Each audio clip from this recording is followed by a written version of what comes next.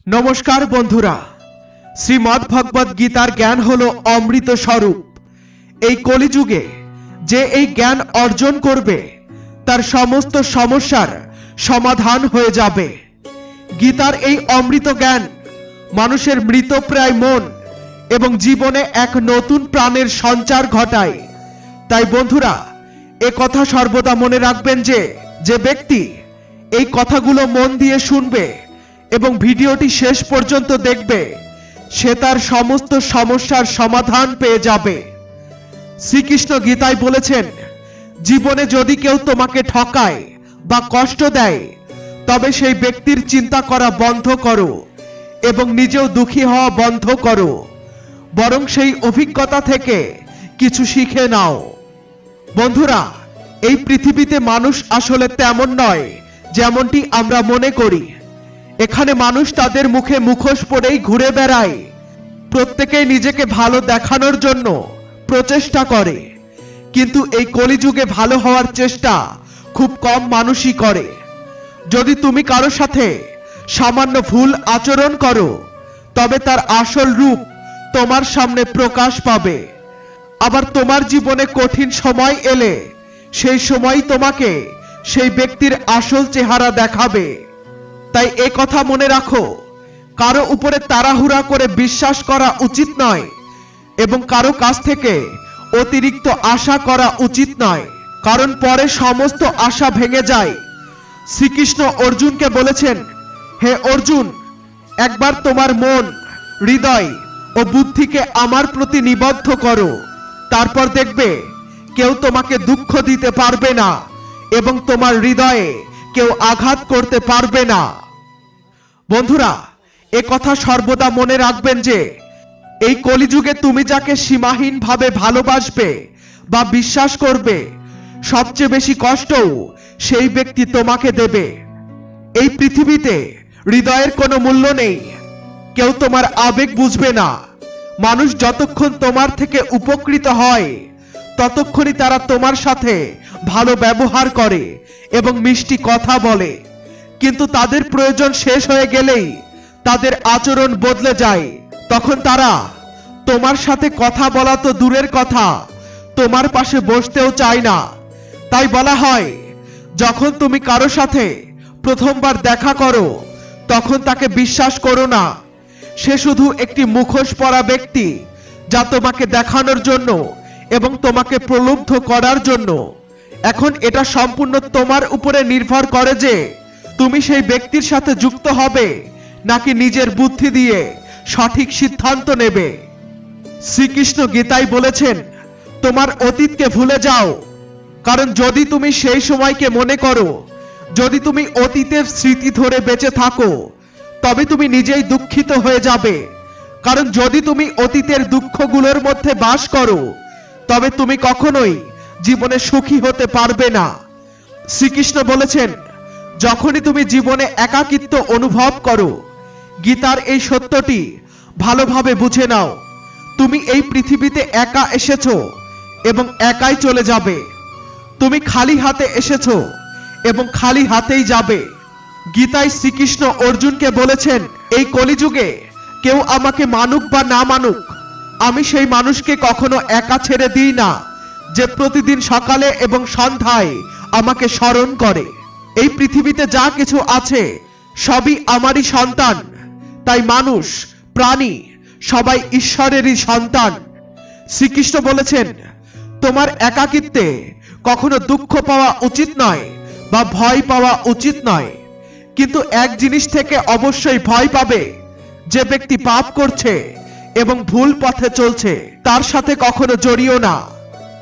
গীতায় শ্রীকৃষ্ণ বলেছেন, একাকিত্বকে ভয় পেতে এবং দুঃখিত হতে ছেড়ে দাও। এই পৃথিবীতে কেউ কারো হয় না, তাই জীবনে কখনো কারো জন্য দুঃখিত হওয়া উচিত নয়। শ্রীকৃষ্ণ বলেছেন, প্রেম শুধুমাত্র সেই ব্যক্তির জন্য করো যে তোমার প্রেমের যোগ্য। যে তোমার প্রেমের মূল্য দেয় না তার থেকে যত দূরে থাকবে ততই ভালো। গীতার শিক্ষায় বলা হয়েছে যে যে ব্যক্তি অন্যকে দুঃখ দেয়, অন্যের সাথে প্রতারণা করে, তার শেষ পরিণাম খুবই খারাপ হয়। যেমন দুঃশাসন ও দুর্যোধন পাণ্ডবদের জীবনে দুঃখ দিয়েছিল, তাদের সাথে প্রতারণা করেছিল এবং শেষ পর্যন্ত দুর্যোধনের নিজের মৃত্যুও প্রতারণার মাধ্যমেই ঘটেছিল। শ্রীকৃষ্ণ বলেন, যদি কোনো ব্যক্তি নিজেকে অত্যন্ত চতুর ভাবে, যে সে অন্যকে দুঃখ দিয়ে বোকা বানিয়েছে, তবে মনে রেখো একদিন তার জীবনেও এমন কেউ আসবে যে তাকে প্রতারণা করে চলে যাবে। কারণ মানুষ যেমন কর্ম করে তেমনি ফল তাকে ভোগ করতে হয়।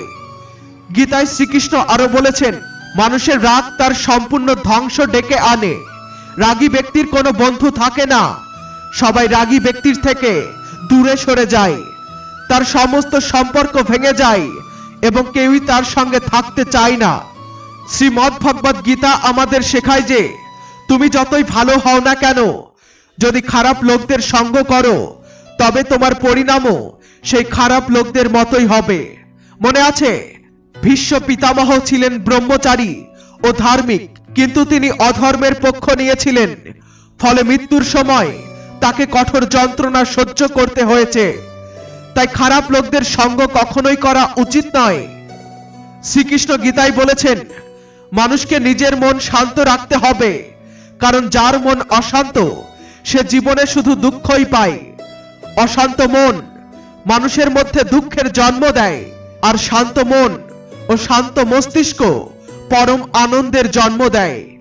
গীতায় আরো বলা হয়েছে, মূর্খ ও দুষ্ট ব্যক্তিকে জ্ঞান দেয়া উচিত নয়, কারণ জ্ঞান তাদের অহংকারে আঘাত করে এবং মনে মনে আপনার প্রতি শত্রুতা পোষণ করতে থাকে। পরে সুযোগ বুঝে তারা আপনাকেই ক্ষতি করে এবং দুঃখ দেয়। শ্রীকৃষ্ণ বলেছেন যে ব্যক্তি আপনার সামনে বন্ধুত্বপূর্ণ আচরণ করে, সেই আপনার পেছনে আপনাকে ক্ষতি করার চেষ্টা করবে। তাই এমন লোকদের থেকে সবসময় দূরে থাকা উচিত। গীতার শিক্ষা অনুযায়ী যেখানে আপনার জন্য প্রেম বা সম্মান নেই, সেখানে কখনোই যাওয়া উচিত নয়। মহাভারতের যুদ্ধের আগে শ্রীকৃষ্ণ যখন শান্তি প্রস্তাব নিয়ে হস্তিনাপুরে গিয়েছিলেন, তখন শকুনি দুর্যোধনকে বলেছিলেন, এই কৃষ্ণ অত্যন্ত চতুর, যদি সে আমাদের পক্ষে আসে তবে পাণ্ডবরা নিশ্চিতভাবে হারবে। তাই কৃষ্ণকে আমাদের পক্ষে নেয়ার জন্য সন্তুষ্ট করতে হবে। শকুনির পরামর্শ অনুযায়ী দুর্যোধন কৃষ্ণকে তার বাড়িতে আমন্ত্রণ জানায় এবং বলে, হে শ্রীকৃষ্ণ, আপনি আমার বাড়িতে আসুন এবং আমার আতিথ্য গ্রহণ করুন। তখন শ্রীকৃষ্ণ দুর্যোধনকে উত্তর দিলেন, হে দুর্যোধন, মানুষকে কারো বাড়িতে তখনই যেতে হয় যখন সেই বাড়ির লোকদের সঙ্গে গভীর ভালোবাসার সম্পর্ক থাকে বা জীবনে কোনো বড় বিপদ আসে। শুনে রাখো, আমার জীবনে কোনো বিপদ নেই এবং তোমার মুখেও আমার প্রতি কোনো ভালোবাসা নেই, তাই আমি কখনোই তোমার বাড়িতে যেতে চাই না। আমি জানি তুমি আমাকে শুধু ব্যবহার করতে চাও। গীতার এই শিক্ষা আমাদের জানায় যে যেখানে ভালোবাসা বা সম্মান নেই, সেখানে যাওয়া কেবল নিজের অপমান ডেকে আনে। শ্রীকৃষ্ণ বলেছেন, যেখানে শুধুমাত্র স্বার্থপরতা ও নিজের লাভের উদ্দেশ্যে তোমাকে ডাকা হয়, সেখানে কখনো যাওয়া উচিত নয়। হে বন্ধুরা, এখান থেকে আমাদের শিক্ষা হয় যে যার হৃদয়ে আপনার প্রতি ভালোবাসা বা সম্মান নেই, সেখানে আপনার কখনোই যাওয়া উচিত নয়। আপনাকে শুধুমাত্র সেই স্থানে যেতে হবে যেখানে আপনার কদর হয়, আপনাকে সম্মান দেয়া হয় এবং যেখানে আপনাকে প্রচুর ভালোবাসা প্রদান করা হয়। শ্রীমদ্ ভগবদ গীতা হলো মানব জাতির জন্য এক অমূল্য জ্ঞান। এটি আত্মাকে পরমাত্মার সঙ্গে, তার সৃষ্টি এবং তার বিধানের সঙ্গে পরিচিত করায়। গীতার জ্ঞান আত্মার জন্য এমন নিয়ম কানুনের ব্যাখ্যা দেয় যা একজন মানুষ হিসেবে আমাদের যে কোনো অবস্থায় পালন করতে হবে। আত্মা যখন শরীর ত্যাগ করবে, তখন এই নিয়মগুলির ভিত্তিতেই তাকে বিচার করা হবে। এই পরীক্ষায় উত্তীর্ণ হলে আত্মা জন্ম মৃত্যুর চক্র থেকে চিরতরে মুক্তি লাভ করবে। যে ব্যক্তি শ্রীমদ্ ভগবদ গীতার পবিত্র জ্ঞান মন দিয়ে শোনে, তার জীবন সফল হয়ে ওঠে এবং তার কল্যাণ হয়। গীতার জ্ঞান এতটাই পবিত্র যে এটি আত্মার মুক্তির পথ দেখায়।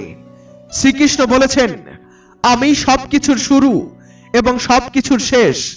আমি সবের মধ্যে আছি এবং সবই আমার মধ্যে আছে।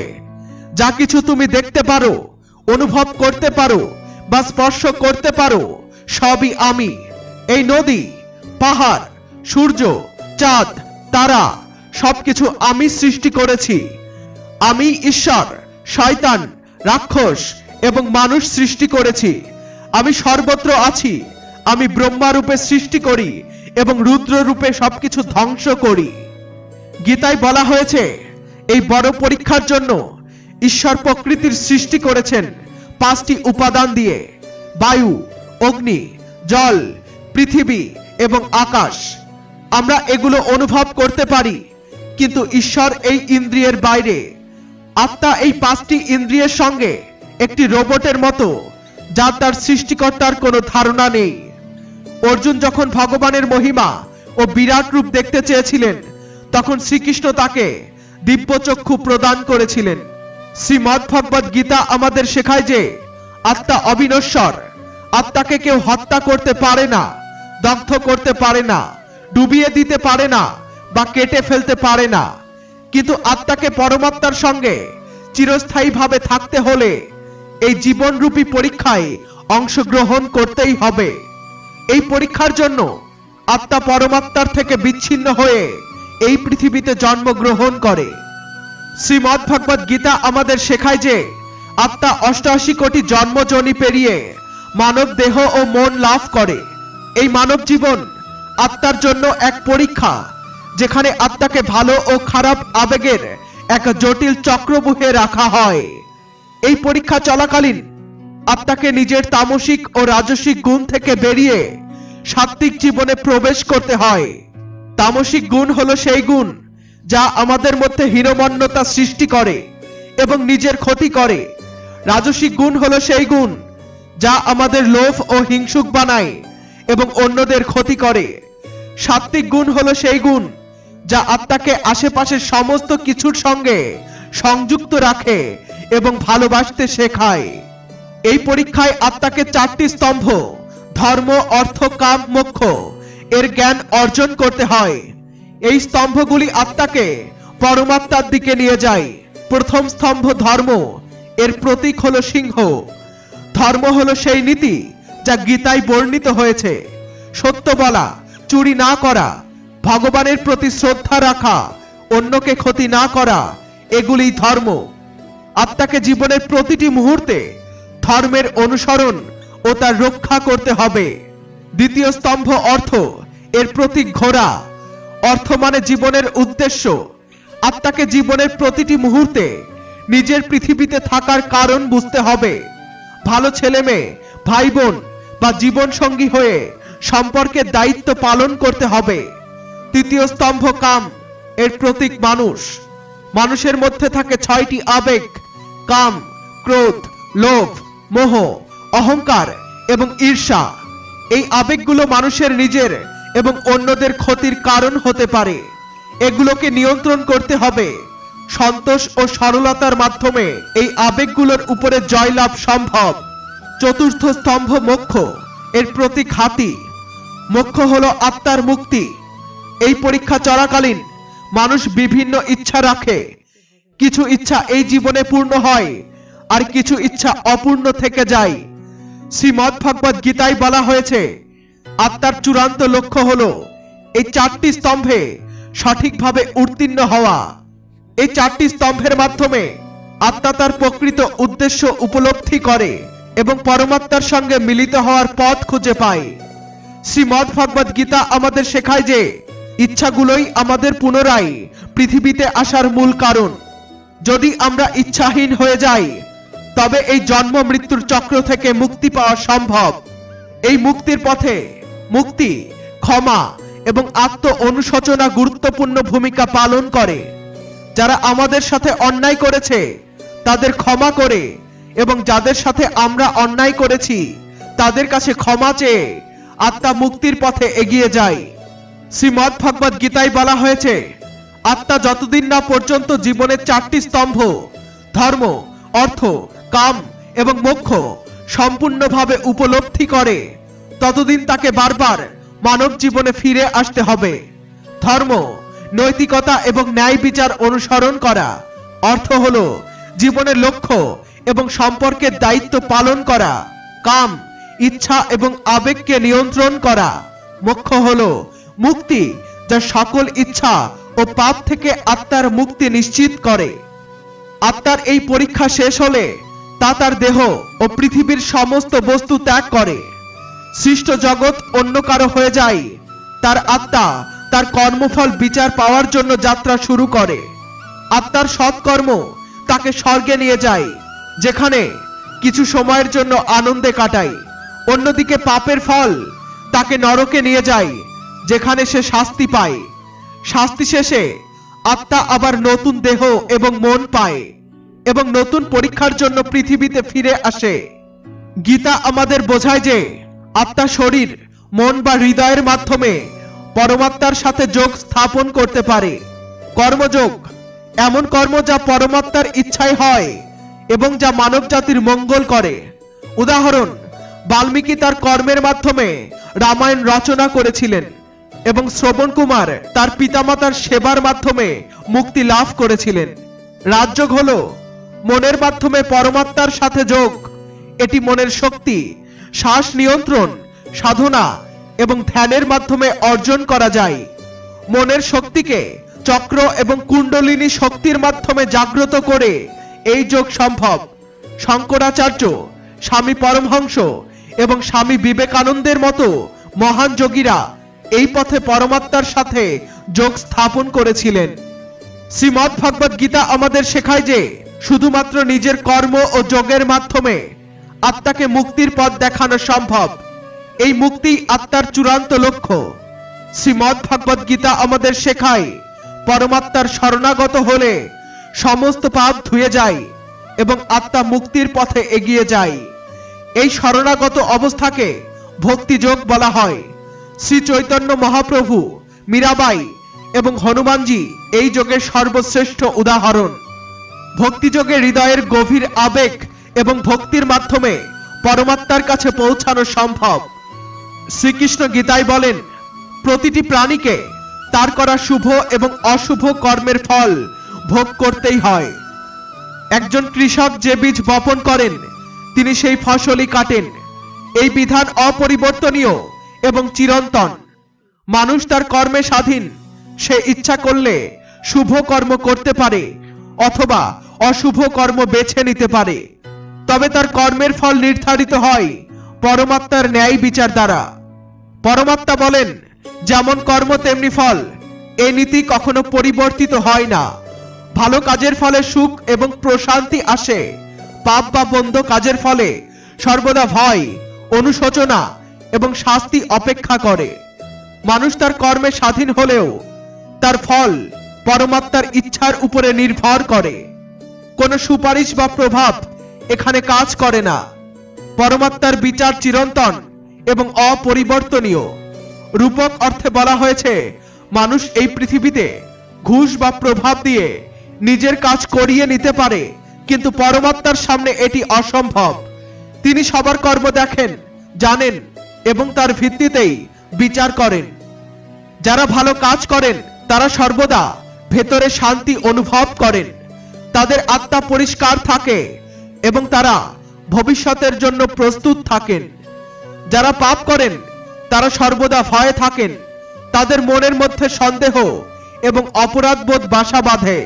অশুভ কর্মের ফল তৎক্ষণাৎ বা পরে জীবনে প্রতিফলিত হয়। ভগবান শ্রীকৃষ্ণ বলেন, প্রত্যেক প্রাণী কর্ম করতে স্বাধীন, কিন্তু ফলাফলের উপরে অধিকার নেই। মানুষকে কর্ম করার জন্য সম্পূর্ণ স্বাধীনতা দেয়া হয়েছে। এই স্বাধীনতার কারণেই জীবন এত বৈচিত্র্যময়। কর্মের স্বাধীনতা জীবনের নিত্য নতুন অভিজ্ঞতার দ্বার উন্মুক্ত করে। কিন্তু মানুষের কর্ম দুটি ধরনের হতে পারে। বন্ধনকারী কর্ম, এগুলো আমাদের আসক্তি এবং অহংকার থেকে আসে এবং জীবনের মোহমায়ায় জড়িয়ে রাখে। মুক্তিদায়ক কর্ম, এগুলো পরমাত্মাকে অর্পণ করা হয় এবং ফলাফলের প্রতি আসক্তি থাকে না। শ্রী ভগবান বলেন, তোমার সব কর্ম আমায় অর্পণ করো।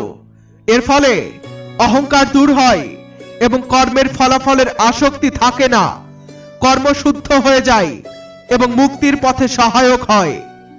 ভগবান শ্রীকৃষ্ণ বলেন, মানুষের আচরণকে তার কর্মের সঙ্গে সামঞ্জস্যপূর্ণ করতে হবে। যারা ন্যায়পরায়ণ তাদের প্রতি সদ্ভাব বজায় রাখতে হবে, যারা দুষ্ট তাদের বিরুদ্ধে শক্তভাবে অবস্থান নিতে হবে। মহর্ষি ব্যাস বলেছেন, যে যেমন আচরণ করে তার প্রতি তেমনই আচরণ করা উচিত। এর অর্থ অন্যায়কারীর প্রতি কঠোর হওয়া, সৎ এবং কল্যাণ প্রার্থী মানুষের সঙ্গে সদয় আচরণ করা। গীতায় শ্রীকৃষ্ণ বলেন, বর্তমানের ভাগ্য অতীত কর্মের ফল। বর্তমানে যা কর্ম করা হচ্ছে সেটি ভবিষ্যতের ভাগ্য নির্ধারণ করবে। তাই মানুষের উচিত সর্বদা শুভ কর্মে নিয়োজিত থাকা, কারণ শুভ কর্ম ভবিষ্যতে শান্তি এবং কল্যাণ আনে। শ্রীকৃষ্ণ বলেন, তোমার দায়িত্ব শুধু কর্ম করা, ফলাফল তোমার নিয়ন্ত্রণে নেই। কর্ম সেই ফসল যা মানুষকে নিজেই কাটতে হয়। সঠিক কর্মের ফল সবসময় ভালো হয়। খারাপ বীজ থেকে ভালো ফসল আশা করা যায় না। এই কারণেই আমাদের উচিত সর্বদা ভালো এবং সৎ কর্ম করা। শান্তি, নম্রতা, নীরবতা, আত্মসংযম এবং পবিত্রতা, এই 5টি গুণ মনকে শৃঙ্খলাবদ্ধ করে। এই গুণগুলি আমাদের সঠিক পথে চালিত করে। শান্তি ও নম্রতা উত্তেজনা এড়িয়ে চলার শিক্ষা দেয়। নীরবতা পরিস্থিতি বোঝার এবং প্রতিক্রিয়া দেওয়ার সঠিক সময় নির্দেশ করে। আত্মসংযম কাম, ক্রোধ এবং অহংকার নিয়ন্ত্রণে সহায়ক। পবিত্রতা মন এবং আত্মার শুদ্ধতা ধরে রাখতে সাহায্য করে। শ্রীকৃষ্ণ বলেন, অহংকার মানুষের নিজেরই ধ্বংসের কারণ হয়ে দাঁড়ায়। অহংকার মানুষের সঠিক চিন্তা ও কর্মে বাধা দেয়। নিজের অহংকার যত দ্রুত সম্ভব ত্যাগ করা উচিত। গীতায় উল্লেখ আছে যে পুনর্জন্ম এক অবধারিত সত্য। প্রত্যেক আত্মা তার পূর্বকৃত কর্মের ফল ভোগ করে। কোনো আত্মা নিজের ইচ্ছায় দেহ ত্যাগ করতে পারে না। জন্ম এবং মৃত্যু এই চক্র থেকে মুক্তি পেতে হলে সৎকর্ম এবং সৎ চিন্তার চর্চা করতে হবে। তুমি শুধু তোমার কর্তব্য পালন করো, ফলের চিন্তা করো না। জীবনের প্রতিটি পর্যায়ে আমাদের দায়িত্ব পালন করা অত্যন্ত গুরুত্বপূর্ণ। মা বাবা যদি ভবিষ্যতের চিন্তা করে আমাদের জন্ম না দিতেন তবে আমরা পৃথিবীতে আসতে পারতাম না। ঠিক তেমনি আমরা যদি আমাদের দায়িত্ব পালনে বিরত থাকি তাহলে জীবনের সঠিক প্রক্রিয়া বিঘ্নিত হবে। ভগবান শ্রীকৃষ্ণ বলেছেন, তুমি কারো ভাগ্য পরিবর্তন করতে পারবে না, তবে তাকে সঠিক পথ দেখাতে পারবে। সারথি হও, স্বার্থপর নয়। অন্যের জীবনে একটি ইতিবাচক পরিবর্তন আনতে তাদের সঠিক দিক নির্দেশনা দাও। জীবনের সার্থকতা তখনই আসবে যখন আমরা আমাদের কর্ম এবং চরিত্র উভয়কেই শুদ্ধ রাখব। কেউ খুব অসাধারণ একটি কথা বলেছেন যে, যদি চোখ সত্যিই চিরতরে বন্ধ হওয়ার আগে খুলে যায় তাহলে জীবন বদলে যায়। বন্ধুরা, যদি আমরা কোনো কাজ না করি তবে আমাদের জীবন মূল্যহীন হয়ে যায়, কিন্তু যদি আমরা কঠোর পরিশ্রম করি তাহলে অবশ্যই তার ফল পাব। বন্ধুরা, কঠোর পরিশ্রমই সাফল্যের একমাত্র পথ। এর জন্য কোনো শর্টকাট নেই। তোমাকে পরিশ্রম করতে হবে, পরিশ্রম করতেই হবে। তোমাকে সৎভাবে চেষ্টা করতে হবে। যদি তুমি বলো যে ফলাফল ভালো আসেনি, তবে নিজেকে জিজ্ঞাসা করতে হবে যে আমাদের চেষ্টায় কোনো ত্রুটি ছিল কিনা। যা কিছু আমরা পাই, মা বাবা, ভাই বোন, স্বামী স্ত্রী, পুত্র বধূ, সবই আমাদের পূর্বজন্মের কাজের ফল। এই জন্মে যাদের সঙ্গে আমাদের সম্পর্ক আছে তারা সেই ব্যক্তিরাই যাদের সাথে কোনো না কোনো সম্পর্ক বা হিসাব নিকাশ ছিল। সেই হিসাব মেটানোর জন্যই ঈশ্বর আমাদের এই পৃথিবীতে পাঠিয়েছেন। কর্মফল বিভিন্নভাবে আমাদের জীবনে আসে। কোনো খারাপ কাজের ফল ভালো কাজের ফলে মুছে যায় না। কিছু কর্মের ফল সঙ্গে সঙ্গেই পাওয়া যায়, যেমন দৈনন্দিন কাজের, কিন্তু কিছু কর্মের ফল জমা হয় এবং পরে এই জন্মে বা ভবিষ্যতের কোনো জন্মে তা ভোগ করতে হয়। যখন কোনো জীবের পাপ এবং পুণ্য দুই শূন্য হয়ে যায় তখন সে মোক্ষ লাভের উপযুক্ত হয়। গীতা এবং ব্রহ্মবিদ্যায় বলা হয়েছে, যখন আমরা কোনো কাজ সম্পূর্ণভাবে নিঃস্বার্থভাবে করি তখন সেই কাজের ফল ভোগ করতে হয় না। এর মানে হলো, যদি মানব জন্মে আমরা আমাদের প্রারব্ধ কর্ম ভোগ নিঃস্বার্থভাবে করি, তবে সেই প্রারব্ধ কর্ম থেকে মুক্তি পাওয়া সম্ভব। মোক্ষ হলো জন্ম মৃত্যুর চক্র থেকে মুক্তি। এটি অর্জন করতে হলে আমাদের সব কর্মকে সৎ, নিঃস্বার্থ এবং ঈশ্বরের প্রতি নিবেদিত হতে হবে। যখন এই চক্র শেষ হবে তখনই মোক্ষ সম্ভব। নিঃস্বার্থ কর্ম হলো এমন এক জীবনধারা যেখানে একজন মানুষ নিজেকে ঈশ্বরের দাস মনে করে এবং তার আদেশ অনুযায়ী নিজের দায়িত্ব পালন করে। তবে সেই কর্মের ফলাফলের কোনো আশা না রাখাই প্রকৃত নিঃস্বার্থ কর্ম। যিনি প্রতিটি কর্মে ঈশ্বরকে দেখেন এবং তার জন্যই কাজ করেন, তিনি প্রকৃত কর্মযোগী এবং মোক্ষ লাভের যোগ্য হন। শ্রীকৃষ্ণ বলেন, যে ব্যক্তি এই পবিত্র গীতার জ্ঞান আমার ভক্তদের মাঝে প্রচার করবে, সে আমাকে লাভ করবে। এমন কর্ম আমার কাছে অত্যন্ত প্রিয়। ভবিষ্যতেও এর চেয়ে প্রিয় কর্ম আর কিছু হবে না। গীতার জ্ঞান মনোযোগ দিয়ে শ্রবণ করলেও একজন ব্যক্তি সব পাপ থেকে মুক্ত হয়ে ঈশ্বরের পরম ধামে পৌঁছাতে পারে। ভগবান শ্রীকৃষ্ণ আমাদের স্মরণ করিয়ে দেন যে জীবনের সবচেয়ে মূল্যবান জিনিস হলো বর্তমান। একবার এটি চলে গেলে পৃথিবীর সব সম্পদ দিয়েও তা ফিরে পাওয়া যায় না। তিনি বলেন, মানুষ সহজ জীবন যাপন করতে পারে, কিন্তু অধিকাংশ সময় নিজের চিন্তা ও দুশ্চিন্তায় ডুবে থাকে। মানুষ অতীতের কথা ভেবে ক্লান্ত হয়ে যায় এবং ভবিষ্যৎ নিয়ে ভয় পায়। এতে সে বর্তমানকে সঠিকভাবে উপভোগ করতে পারে না। যার মধ্যে গীতার জ্ঞান আছে সেই ব্যক্তি কখনো শোক করেন না, না জীবিতদের জন্য না মৃতদের জন্য, কারণ তারা জানেন মৃত্যু জীবনেরই অংশ এবং পুনর্জন্ম একটি চক্র। ভগবান শ্রীকৃষ্ণ বলেন, তোমার অতীত আমি ঠিক করতে পারবো না, কিন্তু যদি বর্তমান সময়ে ভালো কাজ করো তাহলে আমি তোমার ভবিষ্যৎ উজ্জ্বল করব। যদি ঈশ্বরের কাছে কিছু না চেয়ে পাও তবে মন খারাপ করো না, কারণ তিনি সবসময় তোমার জন্য যা ভালো সেটাই দেন। শ্রীকৃষ্ণ আমাদের শিখিয়েছেন সত্যের পথ ধরে চলতে হবে। সত্যই সর্বোচ্চ ধর্ম। সত্য থেকে তপস্যা ও যোগের উৎপত্তি হয়। সত্যই ব্রহ্ম আর সত্যই স্বর্গে পৌঁছানোর পথ। মিথ্যা মানুষকে অন্ধকারের দিকে টেনে নিয়ে যায়।